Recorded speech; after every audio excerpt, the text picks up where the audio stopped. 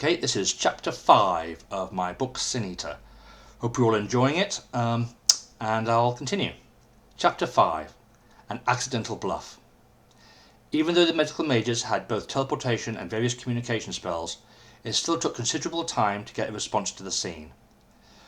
Not because a much quicker response was not possible, but simply because in this area of the world was so far removed from any potential threat that it never occurred to the local barracks that they could ever be needed to be mobilized.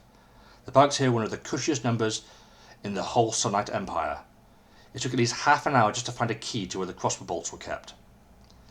When a very green, inexperienced captain finally arrived with 3 units of men, this small force included 1 battle mage who was a retired seasoned military battle mage, advisor veteran, 1 crossbowman unit, and 1 unit of local volunteer regulars. The first thing he noticed was the melted wall popping and hissing as he returned from both extremely high and extremely low temperatures back to ambient temperature. He was Captain Malware. This was his very first battle. He did this? He barked under his breath at the frightened witness medical mage. No, sir. We did that escaping from him. Our spells did nothing. I've not known anything like that. What protection spells did he use? Asked the battle mage veteran. The battle mage was old and scarred, yet still imposing and for some reason more rugged and looking because of his faded scars instead of despite of them. He was known here only as Old Man Tal Tuka. He was a war hero many times over from a long history of the sorts of situations where medals were never awarded because those sorts of missions never officially happened. He was only an officially retired advisor after officially serving in the magical department's warehousing and bookkeeping centre. But looking at this obviously grizzled man of action, it was a very stupid cover story. None, sir, the Dr. Mage responded.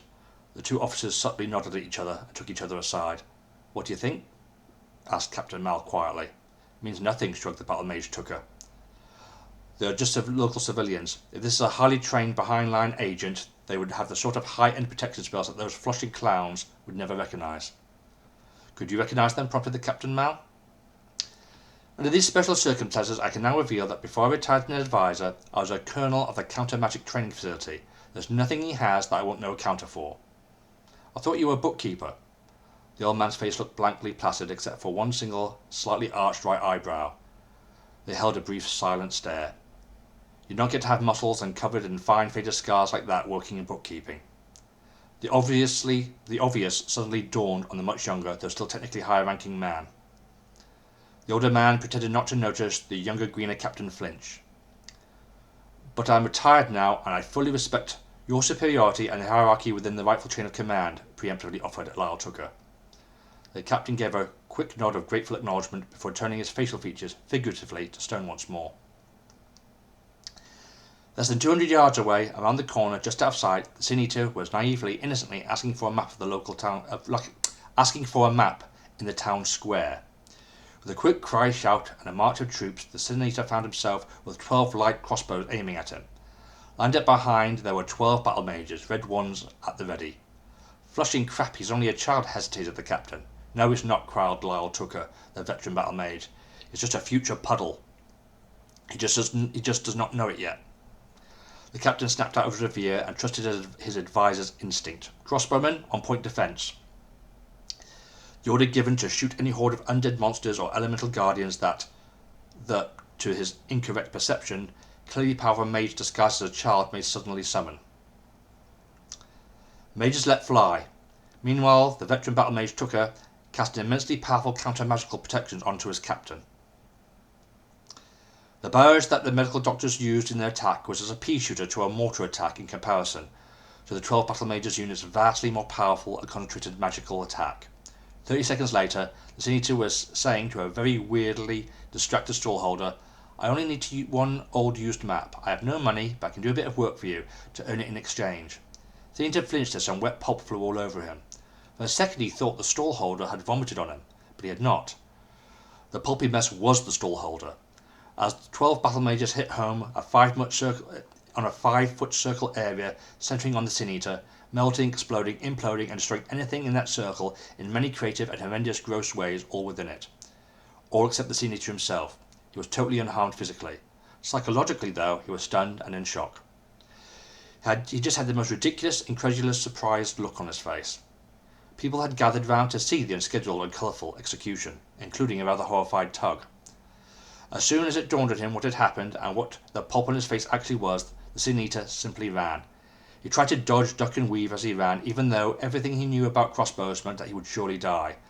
That many crossbows at this range could never miss their target. It was a futile attempt, but he tried anyway. The crossbowmen all took expert near point blank aim, waiting for the proper order to fire. Hull commanded the captain, wait for it.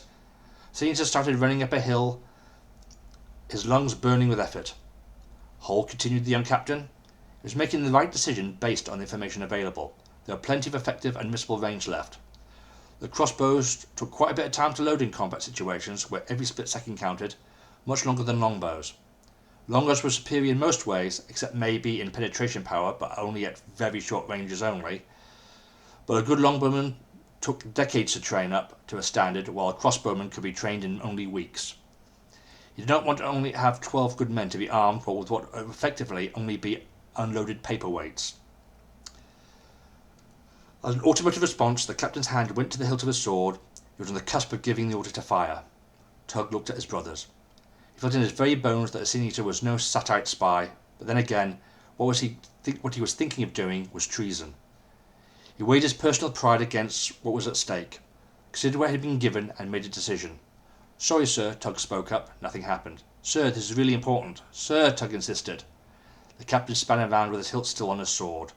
The crossbowman paused for the next order prompt. Yes, kid? Tug gulped. I wouldn't bother with those weapons, he lied.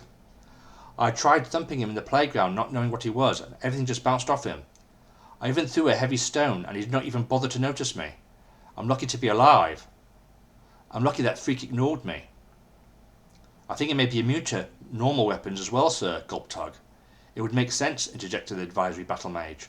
If our harshest magic cannot touch him, what chance do mere swords and crossbow bolts have? The battle mage continued. Captain Mal scowled. And what the hell can we do? Not much, I'd guess, spoke up Tug. Know your place, peasant, snapped the captain. Tug fell silently back into the crowd, hoping to be forgotten. Best we can do for now is fortify position with the best wands and charms, said the battle mage Tugger, and wait for smarter higher-ups to take our report. The captain snapped back. But he was clearly reported as having cuts and bruises at the clinic that could not be healed, so he cannot be invulnerable. We have no idea what managed to harm him, or if it is still out there, stated the battle mage calmly. I only humbly suggest that we need far more information first, sir. Do you want to meet the thing that could harm him? Something else out there that all our spells could not? We cannot tell the palace the true seriousness of this threat if we are all dead. It is our duty to survive and report. There's no cowardice in that, the experienced battle mage finished. The captain hesitated, thinking. If he is really all that powerful, then why is he running away from us? Then he remembered Tug's words. I am lucky the freak ignored me. Maybe he was not running away from them. Maybe he was just travelling very fast. From them. They might for now be beneath its notice. Despite having to give the right order, despite the sound leadership and logical advice of the older battle mage, he still not help but feel he was being at least a little cowardly. Give the order, the captain hissed. Which order? Asked the sergeant. The poo-flushing fortifying one. Battle mage, set up your best wards. With a salute, all the men quickly started busying themselves. The Sin Eater kept running up the hill, zigzagging where he could between bushes. Still sore from the beating Tug had given him earlier, wondering in mass panic why they didn't simply flatten him with a load of crossbow volleys. It was a super easy shot that they could never have missed. And that was Chapter 5, The Accidental Bluff, of my new book, Sin Eater. Well, old book, Sin Eater. I've got plenty of books since then.